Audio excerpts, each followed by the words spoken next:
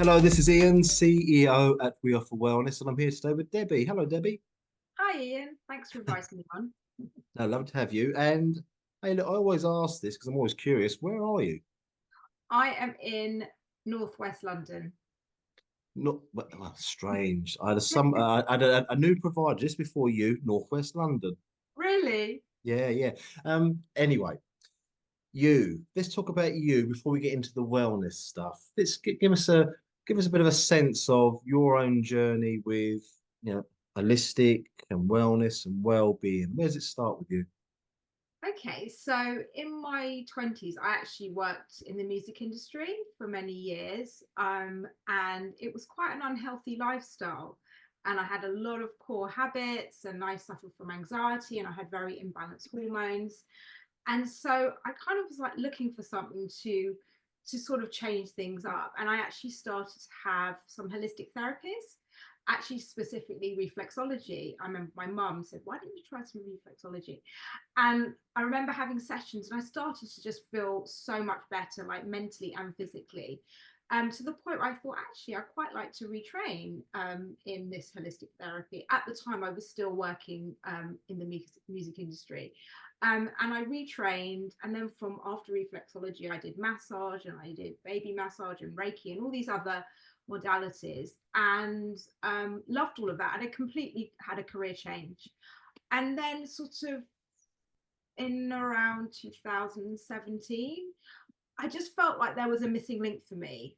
And I've always been interested in healthy eating and wellness and exercise. But I really started to understand that the missing link was understanding how nutrition can really change your life. And I went back and retrained again. And this time it was a 3 year diploma. It was really intense, but absolutely fascinating. And I knew like I was doing exactly what I was supposed to do. And from there, I set up my clinic around 2020. Interesting time because it was COVID, Mm. and it's just flourished from there. And I very much work in the women's health space. My speciality is perimenopause and menopause. That's the age that I am, and I'm very much like understand women who are going through that. But I also work with lots of different female health issues like endometriosis or PCOS or PMS. So yeah, I think you kind of come to this very much so from your own experiences. Yeah, and I have many conversations, and that's the bit I'm always very interested in. It's the story, the backstory. So you're in this industry, the music industry at the time, and you're going to pivot into something else. Your friends, what did they think about it at the time? It was a big pivot actually because I was very much in that like crazy world of media and music, and I don't know. I mean, it just felt very natural for me. It kind of felt like I probably should have done that all along. But it's interesting how you evolve, and it came from a passion, and obviously the passion is also helping people. That's my real true passion and my drive.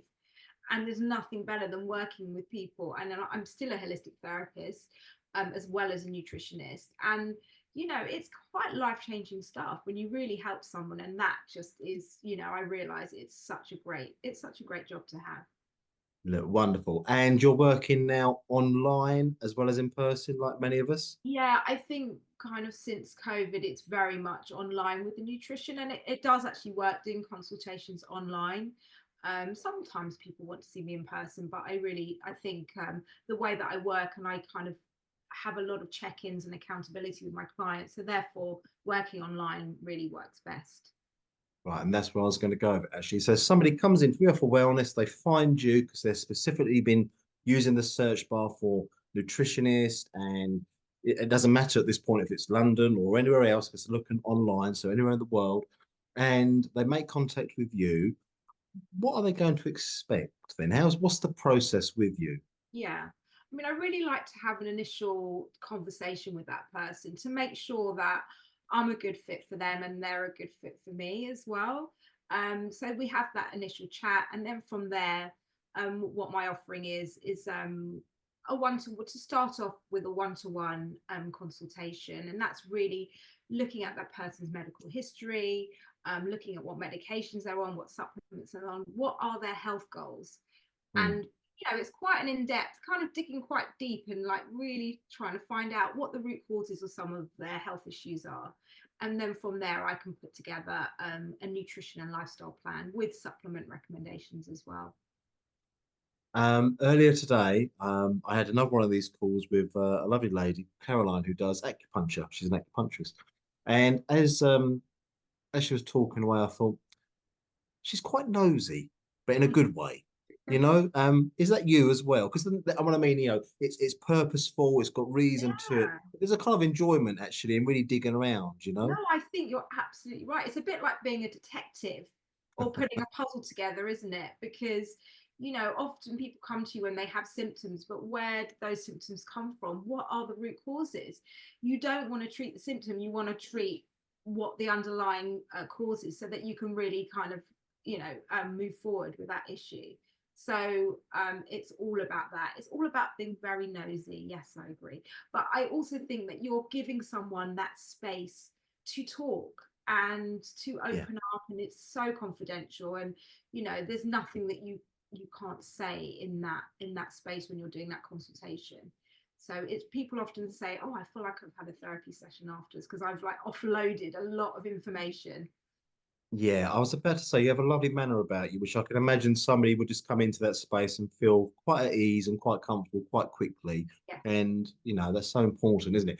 Okay, so they have this process with you, and that's a session. How do you prefer to work? One-off sessions, a series of sessions? What works for you? I mean, to be honest, I really prefer to work on a series of sessions and Yeah, at least like six, for example. And I know for some people they think that's a big commitment, but if they come with something quite complicated, it needs at least six sessions. And that's predominantly how I work. So, and I think that also when you're changing nutrition habits, it's no good giving people all that information just in one session. They often feel overwhelmed. So yeah. if you do it gradually and slowly, then they're more likely to really make changes. Yeah, I mean, that's why nature works as well, isn't it? You don't put a seed in the ground and expect a cabbage the following morning. Things take time. So, okay, look, wonderful. Right. Now, I'm going to ask you something about a wellness tip for a project that we've got coming up, and hopefully, so putting you on the spot to some degree. Someone comes knocking on your, this is the Amazon delivery man, right? He comes knocking on your door and he gives you the parcel. He says, "Oh, by the way, um, have you got a wellness tip for me? He needs that in his life." What would you say? Well, that's really tricky. Okay.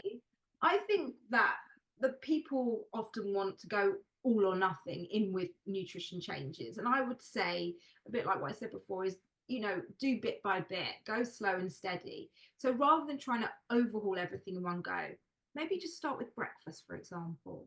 And where people often go wrong with breakfast is that they don't have any protein in their breakfast, and that protein will help you feel sustained until your lunchtime. So, rather than just having a bit of cereal and milk, maybe just think about adding a few nuts and seeds to it. As an example, that's a nice little protein hit just there.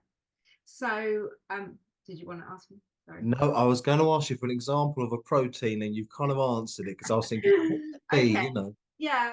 And I think, if you kind of get breakfast right, then lunch and dinner should kind of follow quite nicely. But if breakfast goes tits up, then often the whole day goes a bit off as well. So start slow and steady and don't try and overhaul everything in one go. And, try and be guided by a professional as well, because people want to make changes, but they don't know where to start often. Yeah, no, absolutely. Hey, look, we're really glad to have you with us. I think this was lovely and informative. I think there's so much, isn't there? And that was part of what we've wanted with these chats, really, for people to go, oh, I never really thought about that, or really, that's what that's to do with, or that's educational, or that's just interesting. I'm going to give it a go. So, people, please do come into We Offer Wellness, find Debbie, come and connect, have that experience, have that process, and do something for your health and well-being, which is why we're here. So, thank you, Debbie, for doing this today. Much appreciated.